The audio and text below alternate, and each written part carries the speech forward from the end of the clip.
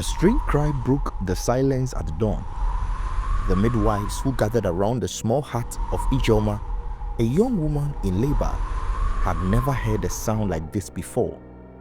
It was neither soft like a girl's nor strong like a boy's own. It was different. After hours of screaming and prayers, the baby arrived. But when the midwife looked at the child, she gasped and stepped back. Her hands trembled and the color drained from her face.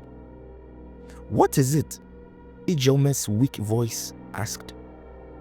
The midwife could not speak. The other women rushed to her side and peered at the baby. There, on the straw mat, lay Kachi, a baby born with both the male and female parts. "She is a taboo," one of the women whispered in terror. Ijoma's husband, Obinna, pushed his way into the hut. When he saw the baby, his face twisted in shock and anger. "What abomination have you brought into this world?" he shouted at Ijoma. Tears streamed down Ijoma's face as she cradled her baby. "She is still our child," she whispered.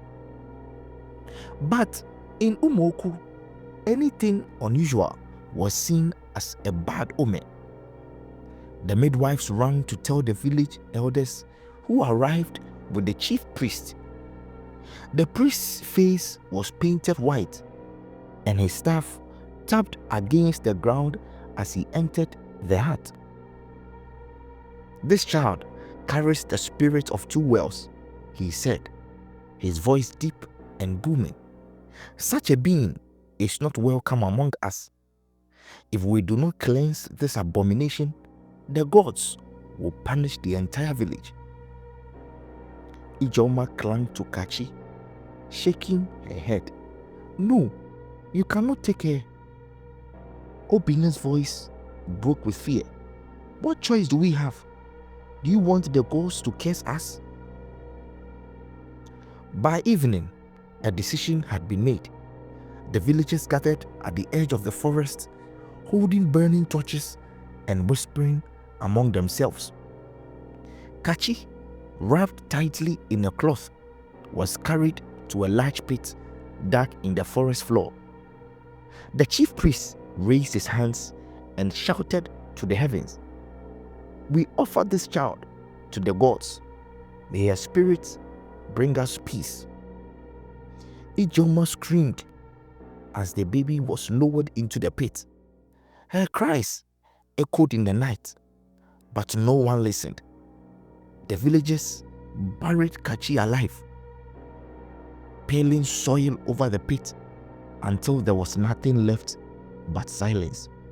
If you are wondering where the child was buried, in Umuaku land, giving birth to a child with both the male and female parts was an abomination and considered as a curse by the people in the village.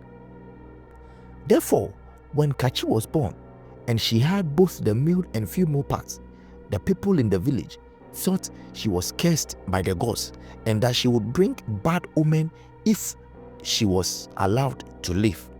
This was why Kachi was buried alive by the people in the village.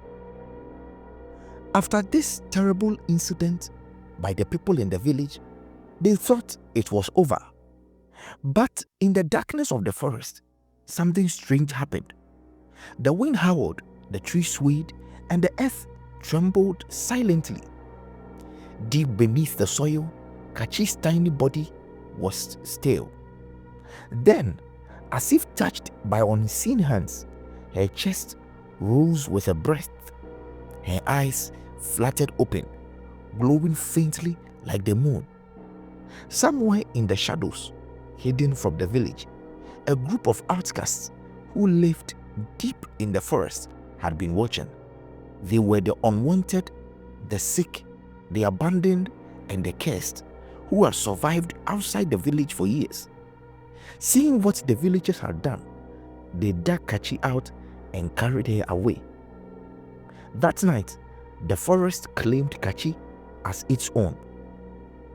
Dear viewer, if you are still watching this story and you are enjoying the story so far, please don't forget to subscribe to help me reach 1,000 subscribers.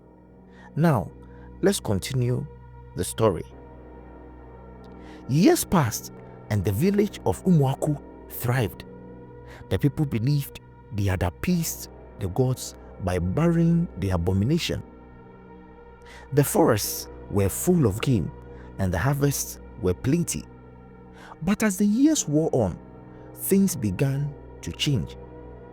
The rain stopped falling and the river that once flowed freely began to dry up. Strange illness spread through the village and crops withered in the fields. The chief priests offered sacrifices, but nothing worked. People began to die in the village, and things began to happen that the people in the village did not understand. Fear gripped the hearts of the villagers. Terrible things befell the village of Umuaku. One night, the oracle spoke through a young boy. His voice sounded not like his own, but like an echo from the gods. The gods are angry, he said. You buried innocence in the ground. Her spirit walks among the trees, and she will not rest until you pay for your sin. The villagers grew restless. Whispers spread like wildfire. It is the child, they said. The cursed one has returned. Meanwhile, deep in the forest, Kachi had grown into a strong and mysterious young woman. The outcasts had raised her, teaching her the secrets of the earth, the herbs, and the spirits of the land. She could heal with a touch and speak to the wind. Kachi was no longer the helpless baby the village had buried long ago. Kachi had become a powerful force endowed with the spirits of strange gods and the ancestors of the land. One evening, as the sun set behind the hills, Kachi appeared at the edge of the village. Her presence was like a shadow in the fading light. She wore a cloak made of leaves, and her eyes glowed faintly as they had years ago. The villagers screamed and scattered, some falling to their knees in terror. It is her, the child of the two wells. The chief priest stepped forward, trying to hide his fear. Why have you come back? He demanded. Kachi's voice was calm, but it carried power. You buried me alive. You thought I was an abomination, but I was a gift, a bridge between worlds. The people fell and started to apologize. They realized that they had committed such an abomination. They cried out and said, please forgive us. Obina, now an old man, cried out, we didn't know. Kachi looked at the people who had once rejected her.